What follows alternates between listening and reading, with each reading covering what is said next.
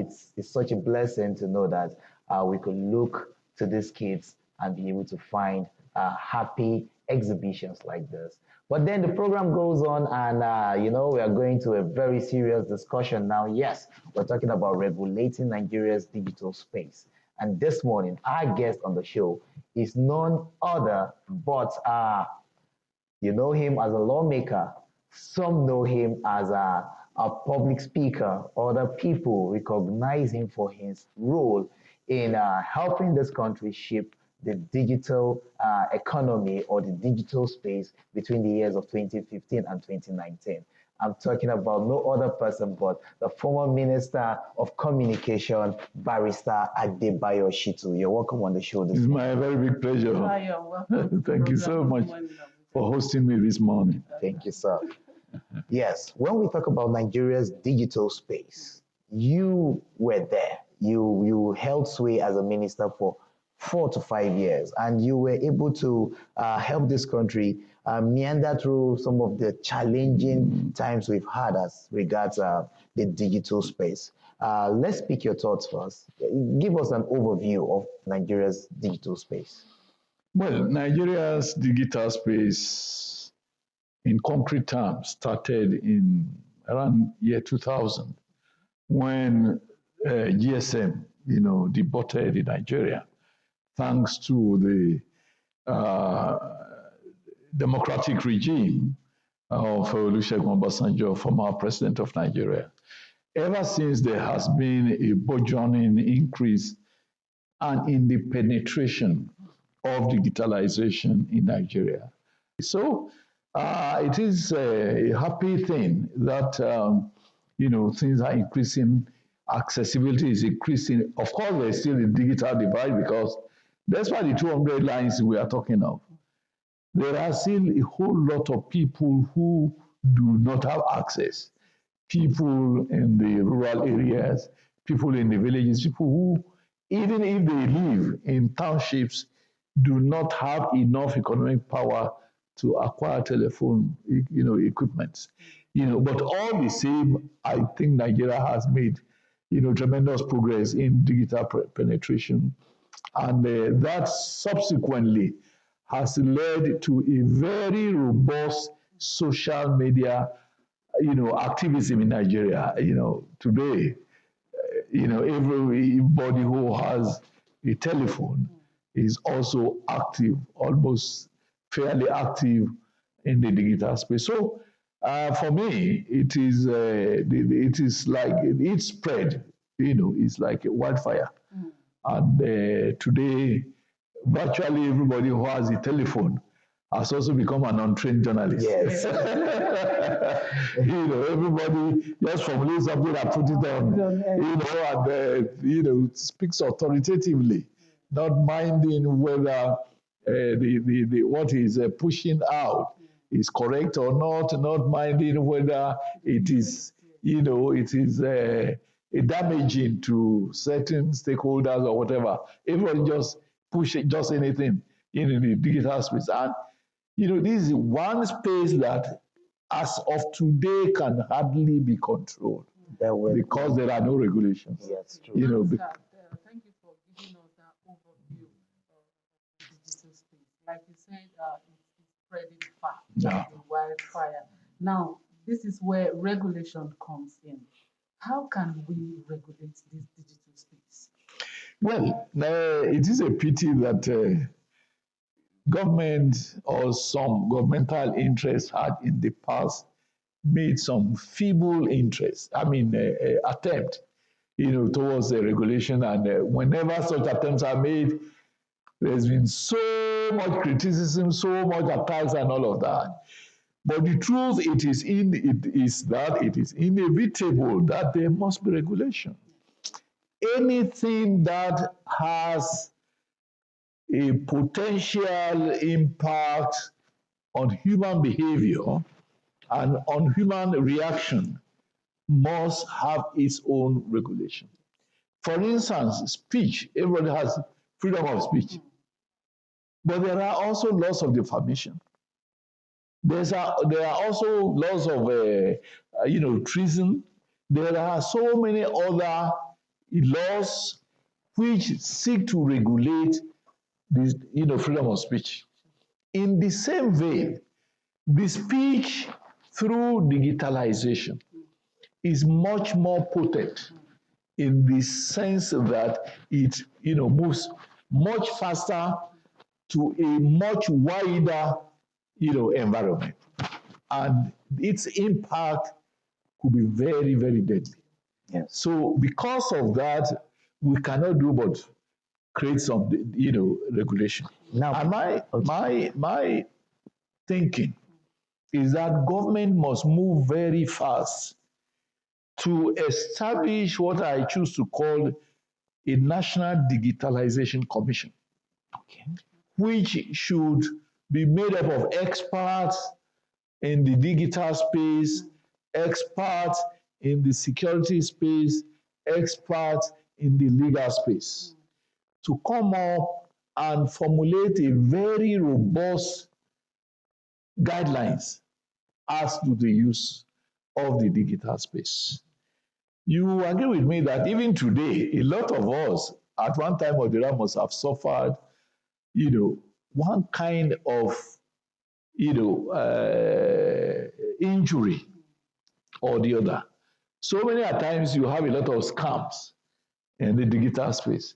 People would say that, somebody wants to recruit, for instance, recruit employees, and if you are interested, you don't have a job, apply, and they give an address, a digital address. And then the next thing is you are required, at times they expect you to bring your your BVN. Once they get your BVN, they would have access to your banking information, and could, deny you of whatever your savings are. So these are issues which make it inevitable that there must be regulation as to the use. Very, very important. So once we have such a commission made up of people who have wide-ranging knowledge about the potential negative uses of the digital space, and then we should be able to bring about robust regulation as to the different aspects of the potential dangers of the digital space. Yes, when we talk about regulation within the digital space, we understand that there is need for it. But like you rightly mentioned, you said in the past there have been attempts at regulation. I want to, presently, do we have any regulation at all in place? Well, there are regulations, but in fragmented forms. Okay. NCC, that is the National Communications Commission, has its own regulations with regard to, telephony. Okay. NITDA, Nigeria, Information Technology, has its own regulation in regard to data. Even the central bank has its own regulation with regard to the BVN and all of this. But these are, as of today, in fragmented forms. And unless and until you collapse all of them and consolidate them under the supervision of one authority which has enough authority to prescribe, create the offenses and create the punishments. Okay. Because it's not enough for the offenses to exist. People must know that if you commit offense A, your punishment is Z. If you commit offense B, this must be clearly spelled out. And the authority, it must be clear-cut that it is the commission, the National Digital Commission to be established, which would be responsible for prosecuting people who offend against this clearly spelled out law. And I think that the National Assembly must sit up to its responsibility, because things are getting worse in the digital space. Yes, we have been talking about regulating the digital space. Now we're going to go on this quick break. When we come back, the program continues. Stay with us.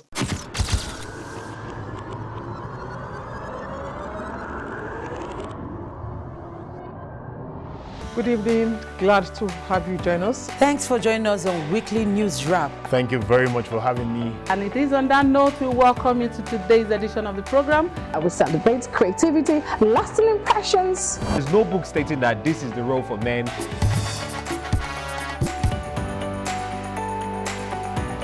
On the news. On the news at 7. Jama'a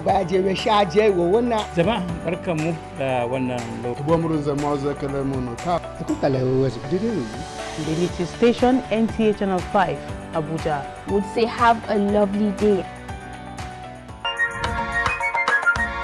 Welcome back, and if you've just joining the program, it's Good Morning Abuja, and it is coming to you from the services of NTA Channel 5 Abuja. And we have been talking about regulating the digital space, and our guest has been with us and he has talked to us a lot. Now, sir, to continue with regulating, we want you to help us spell out categorically the role that government should play in order to regulate social media platforms, because a lot. Number one, it is government that licenses operators in the digital space.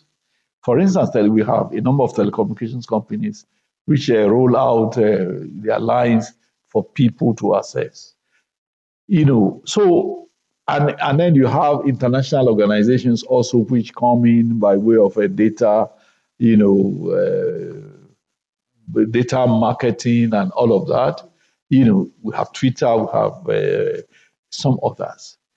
We have had countries in other climes where, for instance, Twitter has had to be suspended its operation because of abuses arising from the use of Twitter. I recall also that in Nigeria at the time, during the last administration, there was a similar thing.